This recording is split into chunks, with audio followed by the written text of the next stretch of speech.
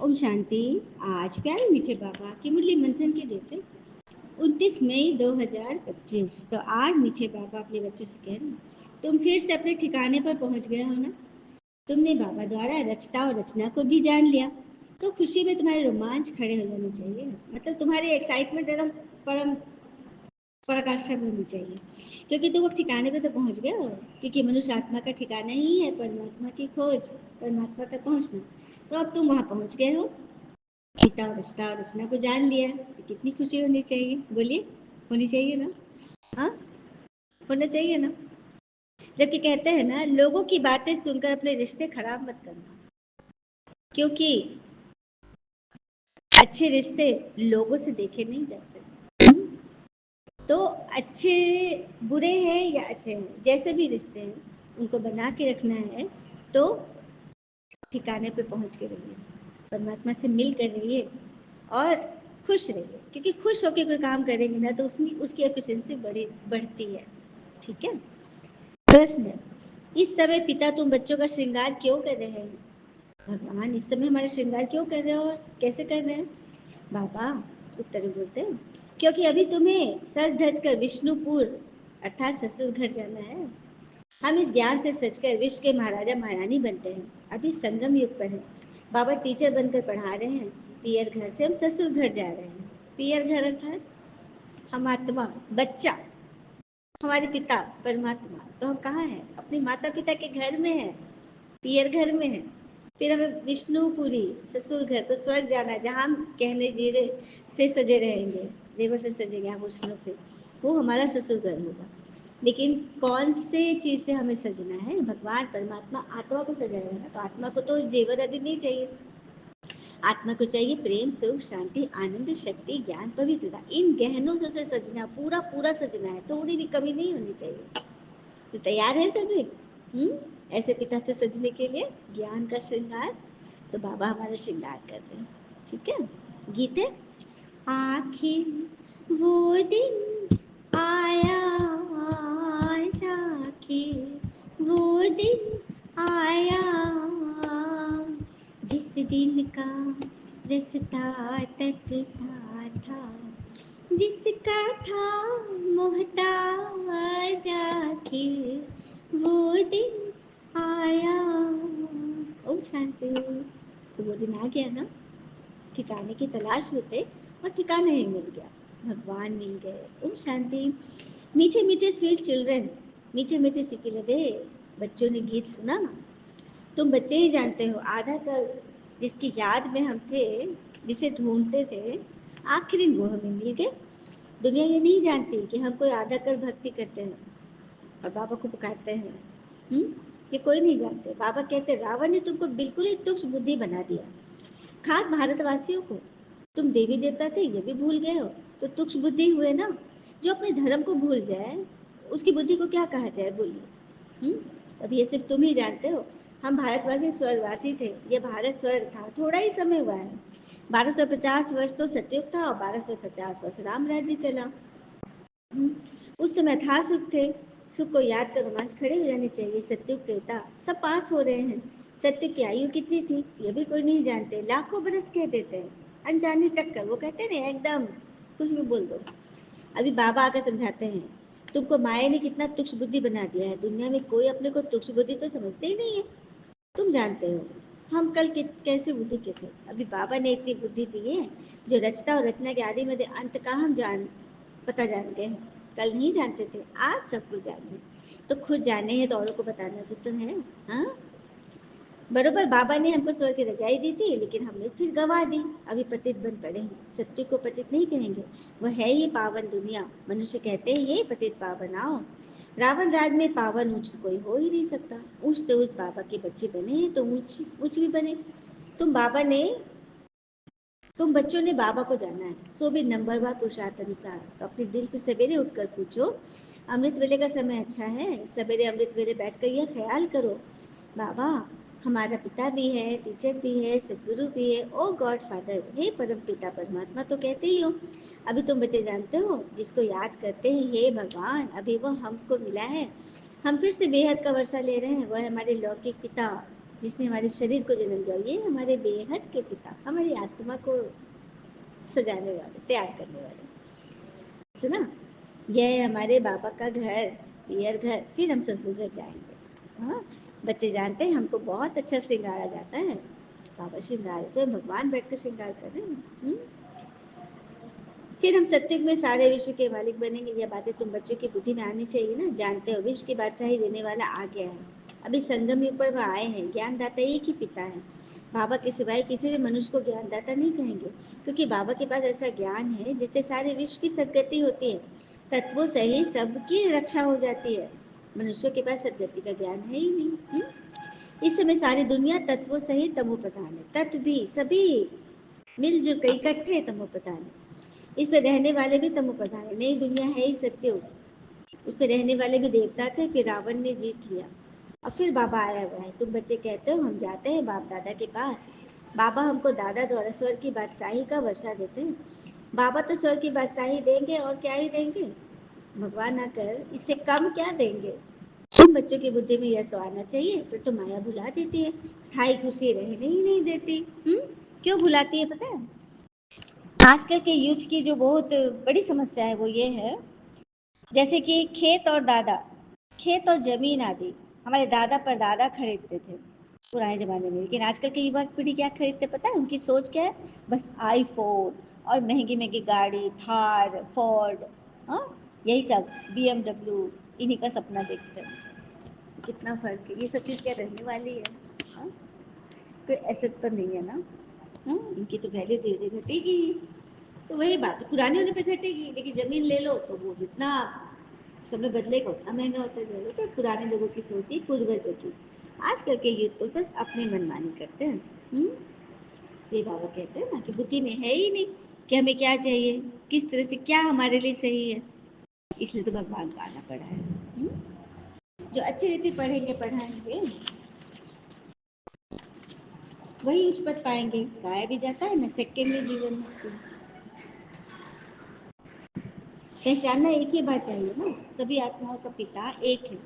वो सभी आत्माओं का पिता आया हुआ है, परंतु सब तो मिल भी नहीं सकेंगे ना, इम्पॉसिबल है। तो पहचानना तो एक ही बात चाहिए ना, सभी आत्माओं का पिता एक है। हाँ, परंतु सब तो मिल भी नहीं सकेंगे, इम्पॉसिबल है। बाबा तो पढ़ाने आते हैं, तुम भी सब टीचर्स हो। कहा जाता है ना गीता पाठशाला, ये अक्षर भी कॉमन है। कहते हैं ना श्री कृष्ण ने गीता सुनाई। अब यह श्री कृष्ण की पाठशाला तो है नहीं, क्योंकि कृष्ण की आत्मा भी तो पढ़ रही है। सत्युग में कोई गीता पाठशाला आदि होती नहीं। कृष्ण तो यही है जिन्होंने 84 जन्म लिए हैं। और 84 जन्म जितनों ने लिए हैं, किसी का भी शरीर एक दूसरे से मिल न सके। ड्रामा प्लान अनुसार सबका अलग अलग पार्ट भरा हुआ, एक सेकंड में मिले दूसरे से। हाँ, फिर बाबा ने कहा आधा कल भक्ति चलती है, फिर सर्व को सदगति मैं ही आकर देता हूँ। पता है, भक्ति में एक बहुत सुंदर हमने मंत्र सुना है, महामृत्युंजय मंत्र। सबने सुना है ना? आइए, एक बड़ा रोचक प्रसंग है कि महामृत्युंजय मंत्र की रचना कैसे हुई। शिव जी के अनन्य भक्त मृकुंड ऋषि संतानहीन होने के कारण दुखी थे।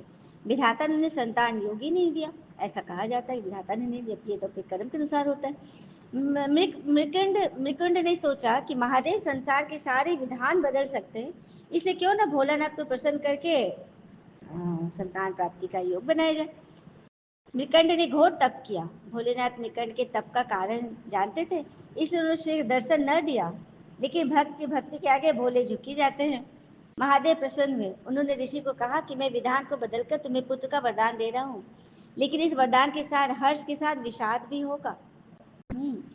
भोलेनाथ के वरदान से मृकंड को पुत्र हुआ, जिसका नाम मार्कंडेय पड़ा। ज्योतिषियों ने मृकंड को बताया कि यह विलक्षण बालक अल्पायु है, इसलिए इसकी उम्र केवल 12 वर्ष है। ऋषि का हर्ष विषाद में बदल गया। मृकंड ने अपनी पत्नी को आश्वस्त किया, जिस ईश्वर की कृपा से संतान हुई है वही भोले इसकी रक्षा करेंगे। भाग्य को बदल देना तो उनके लिए सरल कार्य है। मार्कंडेय जब बड़े होने लगे तो पिता ने उन्हें शिव मंत्र की दीक्षा दी। मार्कंडेय की माता बालक के उम्र बढ़ने से चिंतित रहती थी। उन्होंने मार्कंडेय को अल्पायु होने की बात बता दी। मार्कंडेय ने भी निश्चय किया कि माता पिता के सुख के लिए उसी सदाशिव भगवान से दीर्घायु होने का वरदान लेकर ही रहेगा।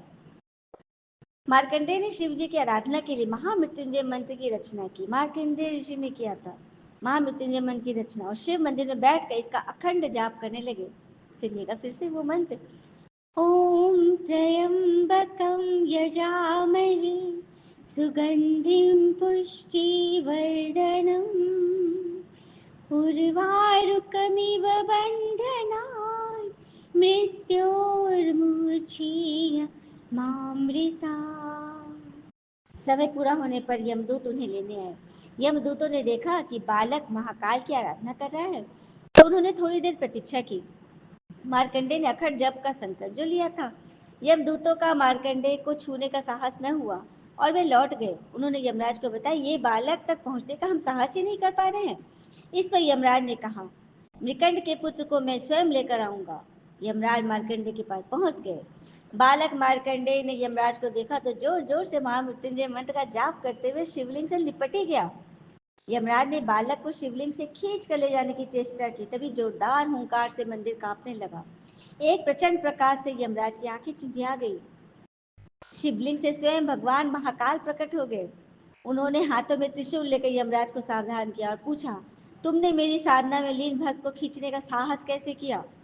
यमराज महाकाल के प्रचंड रूप से कांपने लगे। उन्होंने कहा, प्रभु मैं आपका सेवक हूँ। आपने ही तो जीवों से जन्म मरण की ये नियम बनाए हैं, और मैं वो काम को तत्परता से कर रहा हूँ। तो भगवान चंद्रशेखर का क्रोध कुछ शांत हुआ तो बोले, मैं अपने भक्त की स्तुति से प्रसन्न हूँ और मैंने इसे दीर्घायु होने का वरदान दिया है, तुम इसे नहीं ले जा सकते। यम ने कहा, प्रभु आपकी आज्ञा सर्वोपरि है। मैं आपके भक्त मार्कंडेय द्वारा रचित महामृत्युंजय पाठ का जाप करने वाले को यह फल दूंगा कि वो सदा सफल रहे। तो महाकाल की कृपा से मार्कंडेय दीर्घायु हुए और महामृत्युंजय काल को भी उन्होंने अपने मंत्र से काल को भी परास्त कर लिया। तो सुना, ये है इस मंत्र का लाभ। ठीक है, सुंदर बात है ना। तो फिर बाबा आगे कह रहे हैं कि भक्ति आधा कल्प चलती है, उसके बाद फिर ज्ञान आ जाता है। हाँ, अभी तुम बच्चों को स्मृति आई है, बाबा आया हुआ है नई दुनिया की स्थापना करने के लिए। एक बाबा ही है जो तुम बच्चों को पढ़ाकर विश्व का मालिक बना देते हैं, खुद नहीं बनते। इसलिए उनको कहा जाता है निष्काम सेवाधारी। मनुष्य कहते हैं हम फल की आश नहीं रखते हैं, निष्काम सेवा करते हैं, परंतु ऐसा तो होता ही नहीं। कुछ न कुछ फल की चाहना तो जरूर होती है। जैसे संस्कार ले जाते हैं उस अनुसार जन्म होता है। हाँ, और कहते हैं ना कि आपकी उपस्थिति से कोई दूसरा व्यक्ति यदि दुखी है, हाँ, तो भूल जाइए कि आपने तो जीवन में कुछ सार्थकता को अपनाया है। इसके विपरीत कोई यदि आपकी उपस्थिति से खुश है तो समझिए आप बहुत कुछ जीवन में पा रहे हैं। तो यही है कर्म का फल। सन्यासी भी पुनर्जन्म गृहस्थी के पास लेकर जन्म लेकर फिर सन्यास धर्म में चले जाते हैं, छोड़ देते हैं घर वाले। जैसे बाबा लड़ाई वालों का मिसाल देते हैं ना, कहते हैं गीता में लिखा हुआ है जो युद्ध के मैदान में मरेगा वो स्वर्ग में जाएगा, परंतु स्वर्ग का भी तो समय चाहिए ना। स्वर्ग तो लाखों वर्ष कह देते हैं स्वर्ग को। अब तुम जानते हो बाबा क्या समझाते हैं, गीता में क्या लिख दिया है। कहते हैं भगवानुवाच मैं सर्वव्यापी हूँ। बाबा कहते हैं मैं अपने को ऐसे गाली कैसे दूंगा कि मैं सर्वव्यापी हूँ। कुत्ते बिल्ली में मैं कैसे अपने को ठोक दूंगा, कैसे कहूंगा मैं सर्वव्यापी हूँ। बाबा नहीं कहते और इस बात को काटते भी एकदम एकदम 100% तरीके से खारिज करते हैं। मैं तो ज्ञान का सागर हूँ, मैं आकर तुम्हें ज्ञान देता हूँ। सुना, मैं और कुछ नहीं देता, मैं किसी के अंदर प्रवेश नहीं करता। बस एक ही मेरा भाग्यशाली रहता है, ये ब्रह्म तन, इसे प्रवेश होकर के मैं तुम्हें ये दिव्य ज्ञान सुनाता हूँ। समझ गए बाबा की बात। फिर बाबा ने कहा ज्ञान से तुम्हें सदगति मिलती है, तो जितना जितना पुरुषार्थ करोगे उतना उच्च पद पाओगे। जितना पहले किया था वो करना है, तो साक्षी होकर देखना है, टीचर को भी देखना है, इसने हमको पढ़ाया है, हमको इनसे भी होशियार होना है। तो साक्षी होने का एक बहुत सुंदर सा पॉइंट है, मैं शेयर करती हूँ। तो देखिए साक्षी स्थिति क्या है। कोई परिस्थिति आती है तो हमें उसे साक्षी स्थिति में देखना है, क्योंकि अगर परिस्थिति न होती जीवन में तो पता ही नहीं था हमारी स्थिति कैसी। उलझने न हो तो सुलझाने की शक्ति कितनी है ये कैसे पता पड़े। अंधकार न हो तो प्रकाश की क्या कोई वैल्यू रहेगी। इन सब चीजों को समग्र होकर साक्षी दृष्टि से देखें। जैसे कि कोई गलत बोल रहा है, आपको गुस्सा आ रहा है, गलत को गलत बोलकर आप समझते हो कि हमने बड़ा काम कर लिया, नहीं, बल्कि यदि किसी बुरे आदमी की आप तारीफ कर दो ना तो बड़ा खुश होता है। और क्या कह, तारीफ में ज्यादा पुल नहीं बांधने हैं, कहना है कि आप भी अपनी जगह ठीक हो, बस इतना ही बोलो, ज्यादा कुछ नहीं। वैसे अगर गौर से देखो तो वो अपनी जगह और अपनी बात पर तो सही है, वो ये सोच कर थोड़ी बोला कि मैं गलत बोलूंगा इसको, मैं तो सही बोला, इसने काम ही ऐसा किया है, मैं इसे वैसे बोलूंगा। हाँ, आपको ये बात पसंद नहीं है क्योंकि आप तो हीरो बनना चाहते हो, तो विलेन का पार्ट आपको कैसे हटेगा आपके अंदर, कैसे समझ में आएगा, इसीलिए आप उसे नापसंद कर रहे हो। अब देखिए एक और उदाहरण देती हूँ, रावण राज में कोई राम की प्रशंसा करे तो क्या होगा, क्या होगा, रावण राज, जो रावण जिंदा है तब, विभीषण को तो बाद में राज्य मिला ना, रावण के शरीर छूटा तब ना। हम्म, उसके पहले क्या हाल होगा। इसीलिए बुद्धि से काम ले, बाबा वही बोलते हैं, रावण राज, यहाँ बुद्धि से काम लेना है, ठीक है, समझदारी से, गलत को गलत नहीं बोलना है, हाँ वो अलग है, उसे अलग तरीके से स्वीकार कीजिए। हम्म, ताकि उसका वाइब्रेशन भी आपके लिए प्योर आए, यही तो ज्ञान है, यही है साक्षी स्थिति, समझ में आया। क्योंकि गृहस्थ व्यवहार में रहना है और बाबा को याद भी करना और औरों को भी संदेश देना है, तो यही करना पड़ेगा। हुँ? और लोग तो कह देते हैं भगवान दुख देते हैं, लेकिन भगवान दुख थोड़ी देते हैं, भगवान तो हमें सुखी बनने का रास्ता बताते हैं, वो तो सुख सागर है। अच्छा, मीठे बच्चों प्रति भगवान की नमस्ते, हम बच्चों के लिए प्यारे बाबा को नमस्ते। धारणा के लिए मुख्य सार, पहली पॉइंट, सवेरे सवेरे उठकर अमृत वेले यह ख्याल करना है। हुँ? कौन सा ख्याल, एक ख्याल पे बहुत सुंदर सा गीत है, गुनगुनाती हूँ। ख्यालों को यूं खूबसूरत करो, ख्यालों को यूं खूबसूरत करो, दिल खुदाई मोहब्बत से भर जाएगा, आँखों को यूं खुशनुमा पाओगे, आसमां से जन्नत उतर आएगी, ख्यालों को यूं खूबसूरत का, तो खूबसूरत करने का समय है सुबह सुबह अमृत वेला, तो उठेंगे ना सभी। बाबा हमारे पिता भी है, टीचर भी, अभी बाबा आया है हमारा ज्ञान रत्नों से श्रृंगार करने, वो पिता का पिता है और सब कुछ है, ऐसे ख्याल करते अपार खुशी का अनुभव करना है। दूसरी पॉइंट, हर एक के पुरुषार्थ को साक्षी होकर देखना, उच्च पद की मार्जिन है, इसलिए तमो प्रधान से सतो प्रधान बनना है, वरदान है। वाइसलेस की शक्ति द्वारा सूक्ष्म वतन व तीनों लोगों का अनुभव कर विस्तार है। जिन बच्चों के पास वाइसलेस की शक्ति है, बुद्धि योग बिल्कुल रिफाइन है, ऐसे भाग्यवान बच्चे सहज ही तीनों लोगों का सैर कर सकते हैं। सूक्ष्म वतन तक अपने संकल्प पहुंचाने के लिए सर्व संबंधों की सार वाली महीन याद चाहिए, यही सबसे पावरफुल तार है, इनके बीच में माया इंटरफेयर नहीं कर सकती।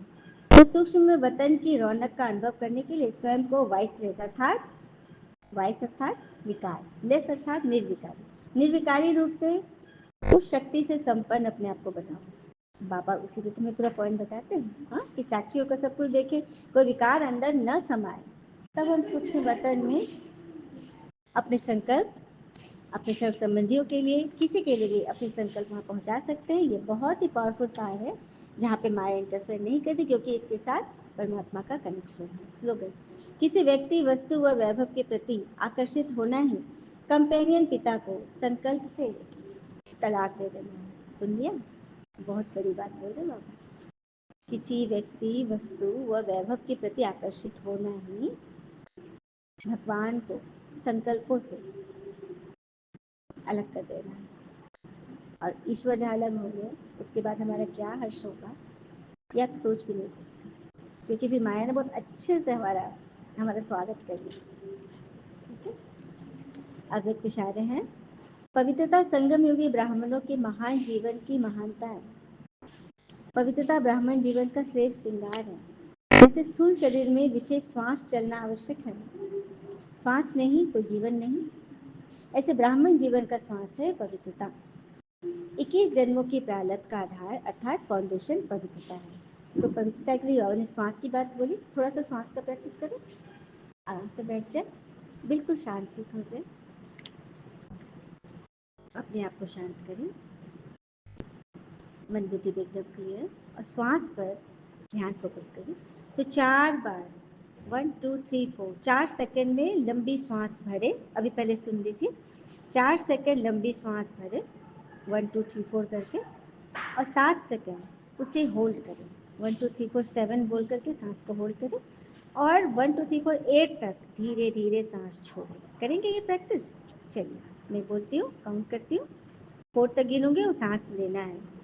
1 2 3 4। 7 तक सांस को होल्ड रखिए। 1 2 3 4 5 6 7। 8 बोलूंगी, तब तक धीरे धीरे छोड़िएगा।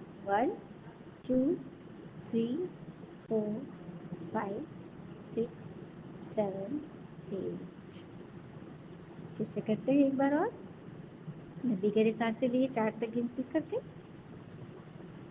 1 2 3 4। अब होल्ड करना है 7 तक गिनती में।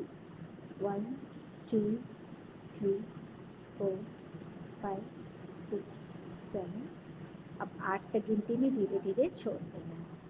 1 2 3 4 5 6 7 8। इस तरह से हमने श्वास लिया, गिनती के साथ करेंगे तो आसान हो जाएगा, हर बार एक जैसी होगी।